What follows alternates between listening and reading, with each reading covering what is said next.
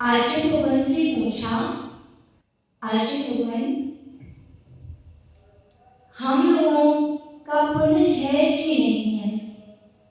हमारे अंदर एक प्रश्न का जन्म होता है, हमारा पुण्य है कि नहीं है? है तो कितना पुण्य है? उस पुण्य को बढ़ाने के लिए क्या करना चाहिए? आर्जन भगवान कहते हैं कि सबसे पहले तो हमारा भरत क्षेत्र में जन्म होना ही पुण्य है। आर्यखंड में जन्म होना ही पुण्य है। भारत देश में जन्म होना ही पुण्य है। फिर हम मनुष्य ने पंचेंद्रिय, 5 इंद्रियों को और मन को धारण किया, ये भी हमें पुण्य से मिला। वैसे 5 इंद्रिय तो सबके पास है, मन भी अपने मनुष्यों में सबके पास ही मिलेगा, कुछ कुछ पशुओं के पास भी रहता है, लेकिन उसके बाद भी हमारे लिए जैन धर्म का मिलना एक महान पुण्य है। जब हमारा इतना पुण्य है तो फिर हम महान पुण्यधारी हो गए, लेकिन इतना ही नहीं, उसके बाद जब हम दिगंबर हुए, हमें जिनेंद्र भगवान के दर्शन करने मिले, हमारे पास देव, शास्त्र, गुरु हमें तीनों मिल गए, ये भी महान पुण्य है। ये तो सबको मिल जाते हैं, बहुत सारे जैन हैं जिनको ये सब मिले हैं, लेकिन एक समय मिलने के बाद भी उन पर अगाध श्रद्धा होना एक बहुत पुण्य की बात है। यदि हमारे पास मिठाई रखी हुई है, यदि हम उसको खा ही नहीं पा रहे तो उस मिठाई का क्या करेंगे? हमारे पास मिठाई के रूप में देव, शास्त्र, गुरु विराजमान है, जो पुण्य की मिठाई हमारे लिए बांट रहे हैं, लेकिन हम उसको प्रसाद समझकर भी ग्रहण नहीं कर पा रहे हैं। जब जिनेंद्र भगवान के सामने हम सीधे चक्र महामंडल विधान कर रहे हैं, ये भी बहुत पुण्य की बात है। विधान सब जगह चल रहे हैं, लेकिन विधान में जो जीव सम्मिलित हुए हैं, उनके पुण्य की तो बहुत बहुत अनुमोदना होनी चाहिए, क्योंकि वह अपने पुण्य का, अपने पंच इंद्रियों का सदुपयोग कर रहे हैं। पर्व तो आते ही रहते हैं, लेकिन उन पर्वों में अपनी श्रद्धा, अपनी भक्ति, अपना समर्पण और तन मन धन से पूजा पाठ करना, ये सबसे बड़ा पुण्य होता है। फिर विधान में आचरण मन का सम्मिलित होना, क्योंकि मंदिरों में तो विधान चल ही रहे हैं, लेकिन इन विधान में, इतनी महापवित्र विधान में, अष्टांग का पर्व में जब हम नंदीश्वर नहीं जा पा रहे हैं, तो हम यहाँ बैठकर ही अपने भावों से कुछ अंश मात्र की भक्ति प्रकट करने का प्रयास कर रहे हैं, क्योंकि जिनेंद्र भगवान की भक्ति करना हमारे बस में तो नहीं है। एक से एक देवता, महान से महान व्यक्तित्व के धारी जिनेंद्र भगवान की भक्ति करने में असमर्थ हुआ करते हैं, लेकिन हम अपने कर्मों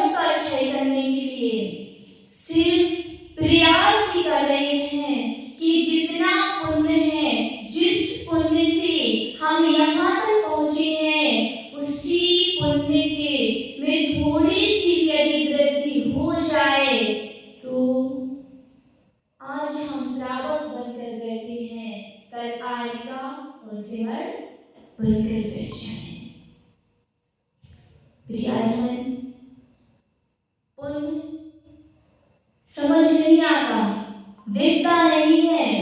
ये तो सिर्फ अपनी ही भक्ति पर निर्भर करता है कि हम कितनी भक्ति कर सकते हैं, कितना पुण्य कमा सकते हैं, कितनी विशुद्धि बढ़ा सकते हैं। आज पूरा खेल विशुद्धि के ऊपर ही टिका हुआ है। बड़े बड़े संकटों का टल जाना, ये हमारी पुण्य में वृद्धि का होना प्रकट करता है। क्योंकि जो जिनेंद्र भगवान की भक्ति करने का प्रयास करते हैं, वह जगत में सबसे दुर्लभ जीव हुआ करते हैं। आपके पास तो हम सिर्फ अपने लिए आए हैं, हमारा ही इसमें स्वार्थ है। बोलो, इसमें किसका स्वार्थ है?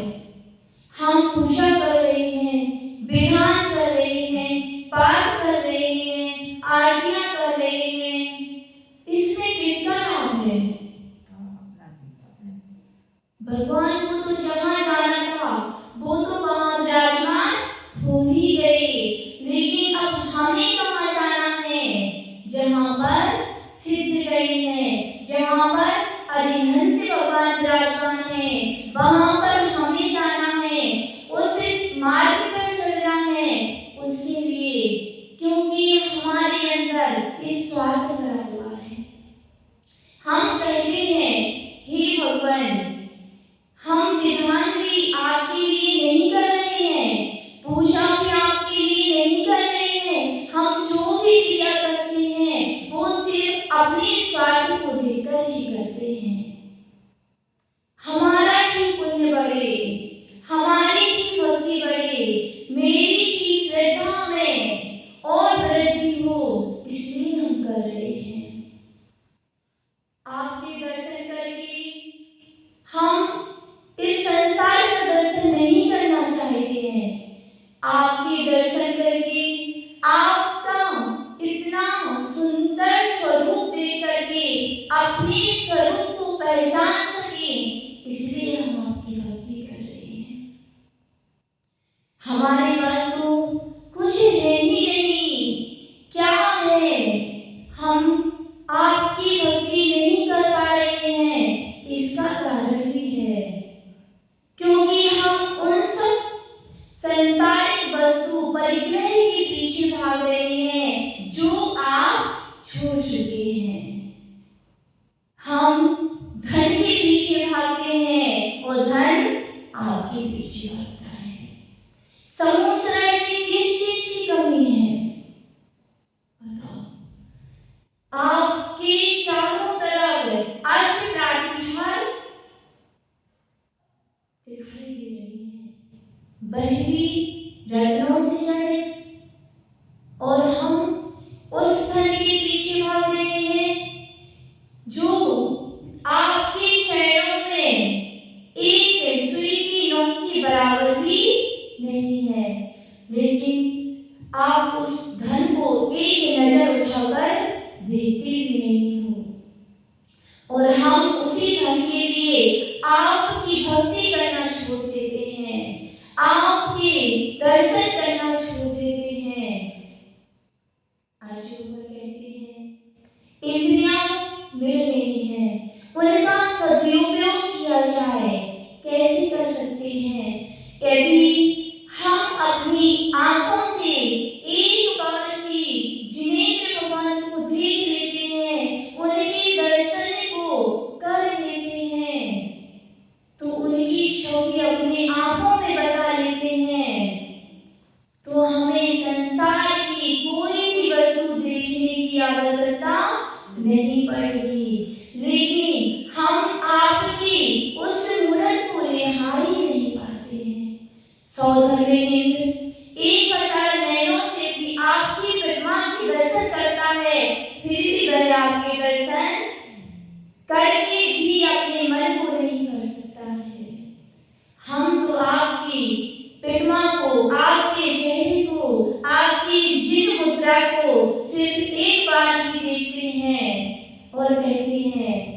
स्पर्श हो गया, दर्शन हो गए।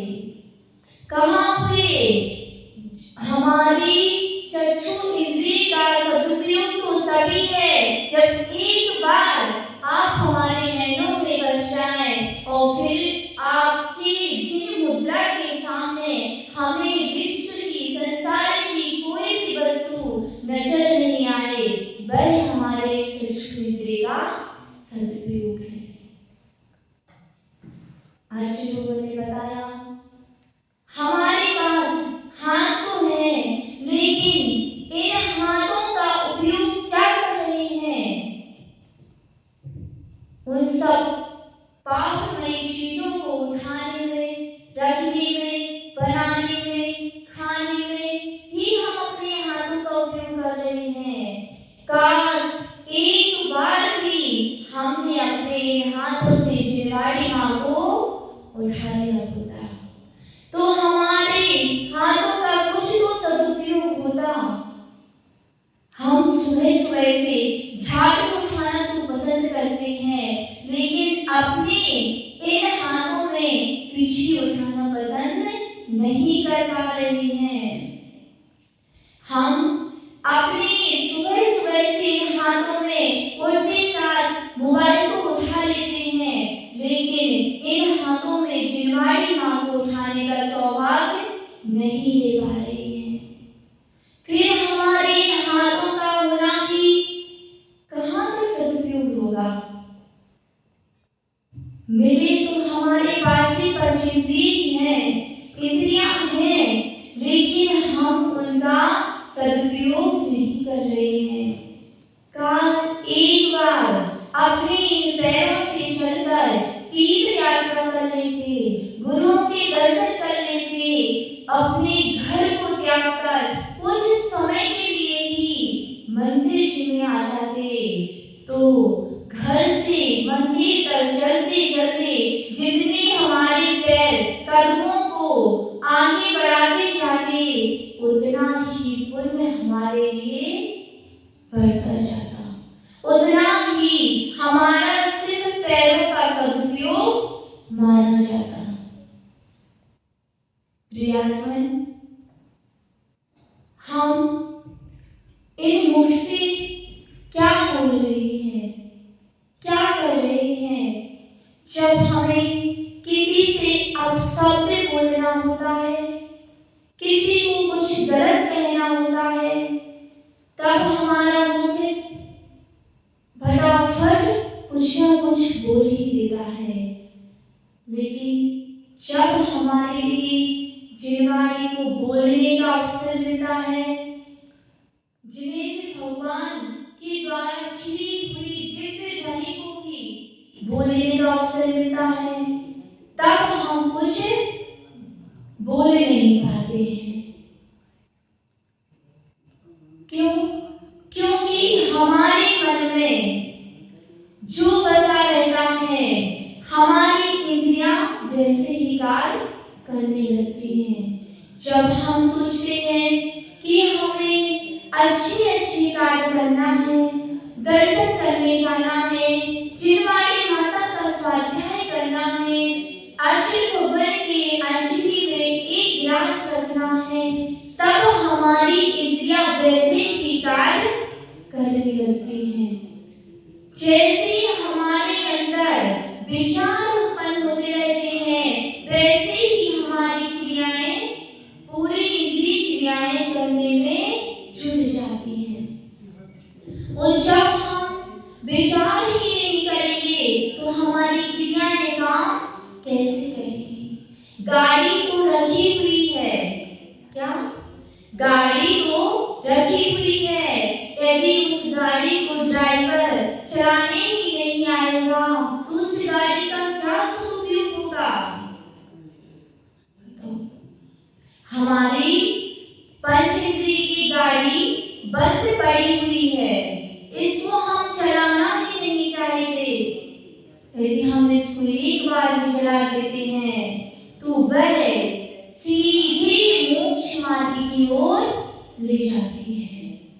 हमारे पास पांचों इंद्रियां हैं, हम इतनी तो कोशिश कर ही सकते हैं कि अपनी इंद्रियों के द्वारा, अपने कर्म के द्वारा कुछ प्रवचन नहीं सुन सकते हैं, वचन नहीं सुन सकते हैं, भजन नहीं सुन सकते हैं, तो कम से कम ऐसी भी आवाजों को ना सुने जिससे हमारे पाप का बंध हो जाए।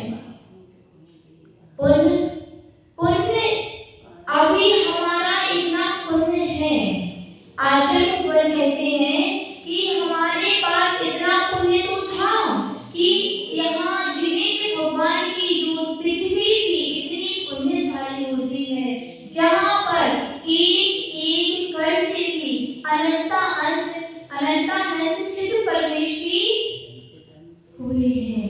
ऐसा कोई भी एक क्षण मात्र भी जगह नहीं मिलेगी जहाँ पे सिद्ध परमेष्टि सिद्ध ना हुए हो। और हम उसी भूमि पर विराजमान हैं, उसी भूमि पर बैठे हुए हैं, फिर भी हमारे अंदर इतनी विशुद्धि नहीं आ पा रही है। आचार्य भगवान कहते थे कि हमारा इतना पुण्य तो था कि हम मंदिर में आ गए, लेकिन यदि हम उस पुण्य में वृद्धि और करना चाहते हैं तो हमें धर्म कार्य को करते रहना चाहिए, क्योंकि यदि हमने पुण्य के समय में पुण्य क्रियाएं नहीं की तो वह पुण्य का समय पाप में कब परिवर्तित हो जाएगा हमें स्वयं पता नहीं चलेगा। इसलिए पाप का उदय आए उसके पहले अपने पुण्य में और वृद्धि कर ली जाए। अभी हमारे पास समय है, क्योंकि आचार्य भगवान विराजमान है, जिनकी दिव्य ध्वनि, जिनके मार्ग पर चलकर हम विधान कर रहे हैं। कब मिलता है? अष्टांग का 8 दिन की है, हम 8 ही दिन सोच लेते हैं, कम से कम विधान के समय में कम से कम विधान करेंगे तब तो हमारा उस समय का सदुपयोग हो जाएगा। वैसे तो जब आचार्य भगवान नहीं होते, विधान नहीं कर रहे होते, तो आप यहाँ पर चिंगारी माता को भी नहीं सुन रहे होते। फिर चाहे अष्टांग का पर्व चल रही हो, फिर चाहे कोई भी फेस्टिवल आ रहे हो, कोई भी अपनी पर्व आ रहे हो, अष्टांग आ रही हो, अष्टमी आ रही हो, चतुर्दशी चल रही हो, या फिर 10 लक्ष्मी पर्व चल रहे हो, लेकिन हमारे लिए हमारी आचार्य भगवान ने पुण्य के समय में पुण्य करने के लिए एक समय और दे दिया कि अभी आपके पास और समय है, अपने पुण्य को क्षीण मत होने देना, अपने पुण्य को और बढ़ाना, कर्म क्षय करना है तो सिर्फ जिनेन्द्र भगवान की भक्ति से ही कर सकते हैं, अन्य हमारे पास कोई उपाय नहीं है। और मिथ्यात्व में पड़ना तो बिल्कुल भी नहीं है, क्योंकि जब हमारे पास इतनी अच्छा जिनेन्द्र भगवान का मंदिर, जिनेन्द्र भगवान मिले हैं, तो हमें बाहर किन चीजों को देखने जाना है? यदि हम बाहर की देवी देवताओं को देख लेते हैं तो मिथ्यात्व का बंध हो जाता है। और हम किन को पूछने जा रहे हैं, किन को देखने जा रहे हैं, किन के पास जा रहे हैं? हमारे पास ही जब उपलब्ध है सब, तब हम बाहर क्यों जाएं? प्रियात्मन, आचार्य भगवान का हमें सानिध्य मिला, तब हम चाहते हैं कि हमारा ये सिद्ध चक्र महामंडल विधान निर्विघ्न संपन्न हो और आचार्य भगवान का ऐसे ही सानिध्य मिलता रहे। हम सभी जीवों को पाप से दूर रखकर पुण्य की क्रियाओं में आचार्य भगवान ऐसे ही बढ़ाते रहें, क्योंकि हम अपने मन से तो कुछ अच्छी क्रियाएं करते ही नहीं है, ये तो पक्का है।